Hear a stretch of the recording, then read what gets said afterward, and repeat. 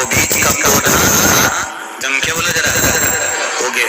अभी जब ये पानी बरसने का जो शुरुआत होती है ना बारिश की, तो उस समय बीज बो दिया जाता है और बीज को पौधा उगे। लोग जमीन में बीज बो रहे हैं, सोयाबीन बो रहे हैं, कोई मक्का बो रहा है, कोई कुछ बो रहा है, कोई जो मर्जी पड़े वो बो रहे हैं, उसका पौधा उत्पन्न होगा। कोई आम कोई जामुन बोएगा तो वो उत्पन्न होगा। आप सब भगवान शंकर के नाम का बीज अपने भीतर बो रहे हो तो ये निश्चित है कि कुछ न कुछ मेरा बाबा देगा ही, खाली नहीं छोड़ेगा।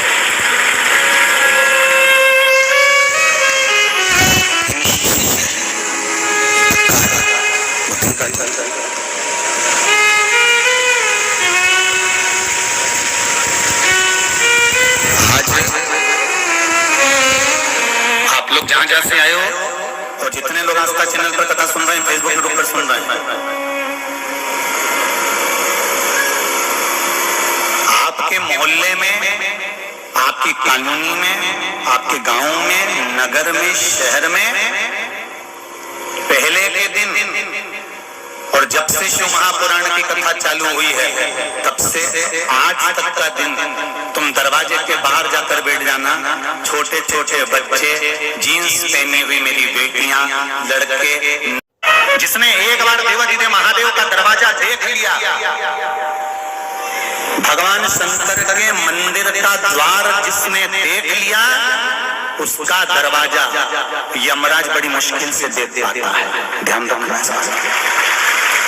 बड़ी मुश्किल से।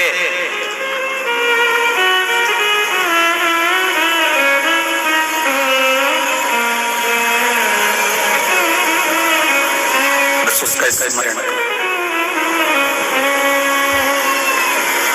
भगवान कृष्ण के गुरु हैं श्री सांदीपनि बाबा। किससे बन गए गुरु? वो भी त्रिलोकी का नाथ भगवान जगन्नाथ, और जगन्नाथ भगवान कृष्ण के गुरु और संदीपनी ऋषि। सोचो जरा,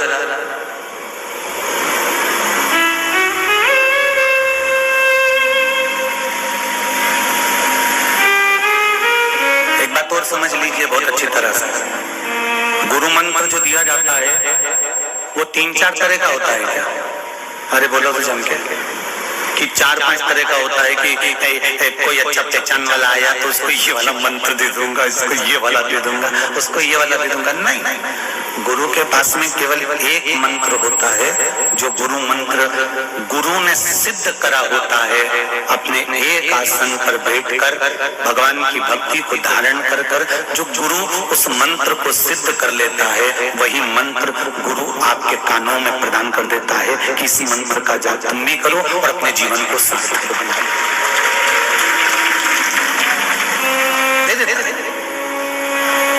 देव ऋषि नारद गुरु मंत्र नहीं लिए, नुगरे कहलाए, और नुगरे कहलाए तो भगवान देव ऋषि नारद ने कहा कि मेरे जाने के बाद गोबर लिपा गया, ये मुझे अच्छा नहीं लगा, मेरे जाने के बाद पोछा लगे, ये अच्छी बात नहीं है। आज भी हमारे सनातन हिंदू धर्म में रीति है, अगर घर में से घर का सदस्य जब घर से बाहर निकलता है तो झाड़ू पोछा नहीं लगाया जाए।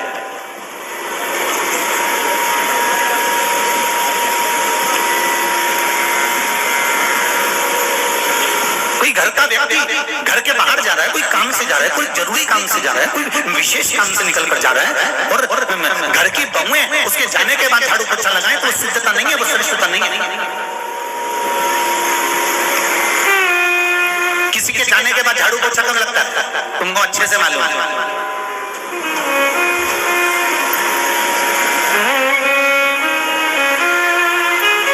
आसूड़ा ढल खाती जाए और झाड़ू पोछा लगाती जाए। ये कब लगता है? जब कोई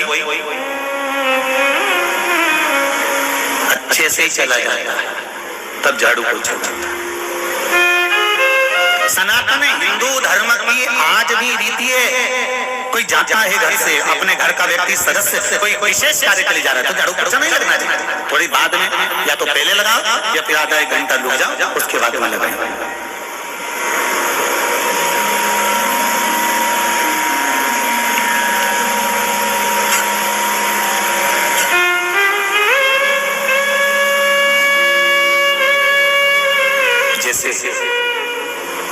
एक एक दुर्वा, कितनी दुर्वा? एक दुर्वा, मात्र एक दुर्वा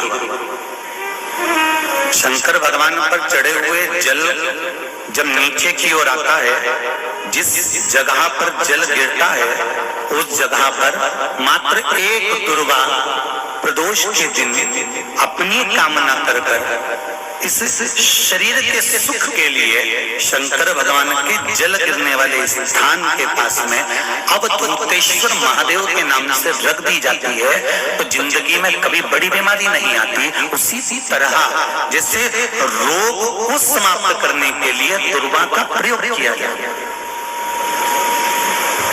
आप लोगों ने पूर्व में जो शिव महापुराण की कथा कुबेरेश्वर बाबा की धारा से करी थी, वो आप लोगों को ध्यान में होगा। दुर्वा कैसे उत्पन्न हुई थी, दुर्वा का महत्व क्या है, कितनी दुर्वा चढ़ाना चाहिए, कैसी दुर्वा चढ़ाना चाहिए, दुर्वा की उत्पत्ति कहां से हुई है, दुर्वा तोड़ने के बाद पानी में डालने के बाद फिर हरी हो जाती है, इसका क्या कारण है, दुर्वा गणेश जी को क्यों चढ़ाई जाती है, शंकर जी को दुर्वा किस स्थान पर चढ़ाई जाती है, इस सारी कथा आपको पूर्व में इसी कुबेरेश्वर बाबा के पावन धारा से सुना चुके हैं, जो टीवी पर डली हुई है। कभी आपने नहीं सुनी हो तो यूट्यूब पर से दुर्वा शिव महापुराण की कथा निकालकर उसको श्रवण कर सकते हैं। उसमें वर्णन किया है कि इस दुर्वा का महत्व क्या है, दुर्वा का क्या क्या मात्र एक दुर्वा प्रदोष के दिन शिवलिंग पर चढ़े हुए जल जहां से नीचे की ओर गिरता है, उस जगह पर मात्र अपने शरीर की कामना करते हुए भगवान से रोग मुक्ति के लिए एक दुर्वा अगर समर्पित कर दी जाए तो कोई बड़ी बीमारी जिंदगी में आ ही नहीं सकती, ग्रहण ही नहीं, मतलब ग्रसित नहीं कर सकती।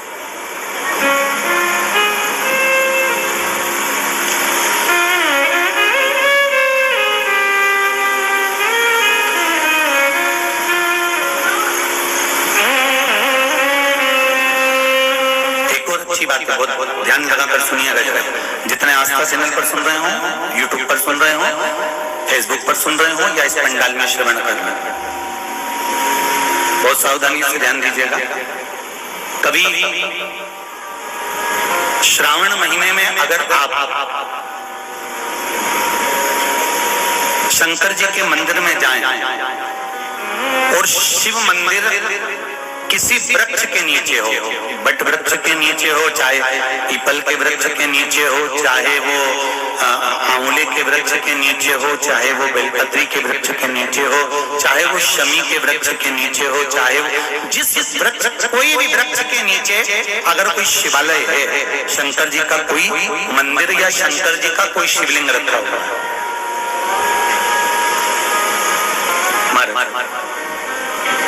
तो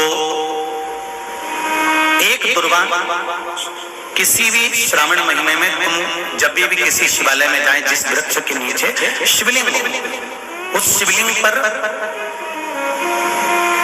ये शिवलिंग रखा हुआ है, ये जलाधारी है, जलाधारी पर जहां शिवलिंग रखा हुआ है वहां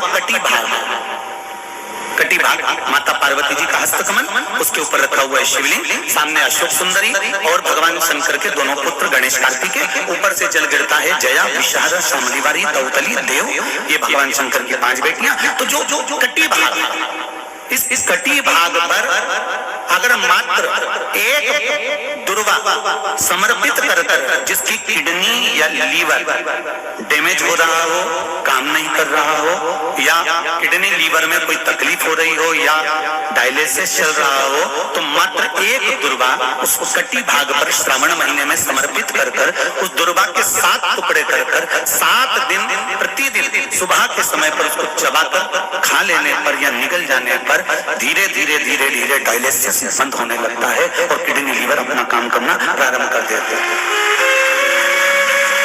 दुर्वा कोई साधारण नहीं है। विष्णु पुराण में, पद्म पुराण में, अग्नि पुराण में, नर्मदा पुराण में, शिव महापुराण के अंतर्गत दुर्वा की महत्वता है। कभी आप लोगों को कथा को उठाकर देखिएगा, गणेश पुराण को उठाकर देखिएगा तो उसमें वर्णन मिलेगा कि दुर्वा कहां से उत्पन्न हुई। जब अमृत का कलश उत्पन्न आया, अमृत के कलश की कुछ बूंदे जब भूमि पर गिरी, उस भूमि पर गिरने पर कुछ सांप बिच्छुओं ने ग्रहण कर ली। दुर्वा का थोड़ा सा भाग, अमृत का कलश का भाग गिरने से वो दुर्वा घास के रूप में तब्दील हो गई, बदल गई और घास के के रूप में बदलने पर उस दुर्वा का ऐसा क्रम होता है कि दुर्वा को अगर तोड़ कर रख लिया जाए और तोड़ कर रखने के बाद दुर्वा कितनी भी सूख जाए, सूखने के बाद दुर्वा को ले जाकर आप वापिस पानी में डाल दो या जमीन में वापिस लगा दीजिए और उसके बाद पानी डाल दीजिए, फिर वापिस वो दुर्वा उत्पन्न होने लगती है। आजकल तो नई नई दुर्वा आने लगी महाराज कि कहीं से उखाड़ कर लाते हैं, कहीं लाकर लगा देते हैं तो भी दुर्वा उत्पन्न हो जाती है। बड़ी बड़ी सिटियों में कहाँ दुर्वा उत्पन्न, तो लोग कहीं से